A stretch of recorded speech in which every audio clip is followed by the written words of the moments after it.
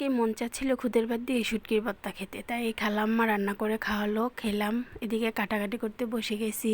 কলমি শাক নিয়ে আসছি, লাউ নিয়ে আসছি, তারপরে কইটা আর কি শুটকি রান্না করব আজকে। অনেক দিন তো মাংস খেলাম, তাই আজকে চিন্তা করলাম শুটকি জাতীয় খাবারগুলো খাবো, রান্না করব।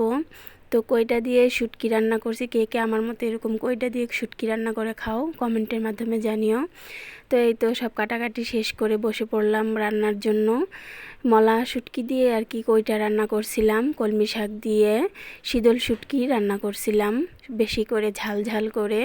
যেহেতু ঈদের দিন থেকে শুরু করেছি দাওয়াত খাওয়া, বিয়ের দাওয়াত, এমনি দাওয়াত, তো আর মাংস খেতে ভালো লাগছে না, তাই ভাবলাম যে শুটকি রান্না করে খাই। কয়েকদিন যাবত একটু শাক ভাজি ভর্তা এগুলোই খাবো।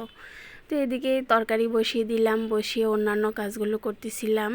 আর ওই খালাম্মা অনেক দুষ্টামা মানে হাসতেছিল আর বলতেছিল আজকে সব শুটকি খেতে হবে, মাছ খাওয়া যাবে না, গোশ খাওয়া যাবে না।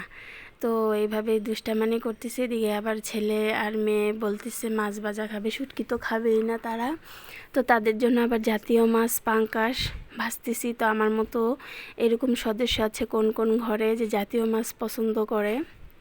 তো এদিকে আবার কয়েকটা আলু নিয়েছিলাম ভাজি করার জন্য, যেহেতু শুটকি খাবে না, তো তাদের জন্য মাছ ভাজা আর আলু ভাজা করছিলাম। তো এই তো দেখুন কলমি শাক দিয়ে শীতল শুটকি দিছি লাড়া আর কি। তো আসলে এসব খাবারগুলো আগে ছোটোবেলা দেখতাম মা দাদিদেরকে রান্না করতে এইভাবে শুটকি দিয়ে, তো সেই রান্নাগুলো এখন নিজেরাই শিখে যাচ্ছি, তাই না? আসলে আমরা মেয়েরা মা দাদিরা যেভাবে রান্না বান্না করে ঠিক সেইভাবেই চেষ্টা করি রান্না করার জন্য। তো আমার রান্না শেষ, এখন দুপুরবেলা খেতে বসেছি। আলু ভাজিটা বেশ মজা হয়েছিল বলছে সবাই, খেয়ে প্রশংসাও করছে। তো শুটকি যেহেতু রান্না করছি একটু ভাত তো একটু বেশিই খেতে হবে, তাই না? অনেক দিন যাবৎ মাংস খেতে খেতে অতিষ্ঠ, তাই শুটকি দিয়ে পেট ভরে ভাত খেলাম আজকে। আল্লাহ হাফেজ।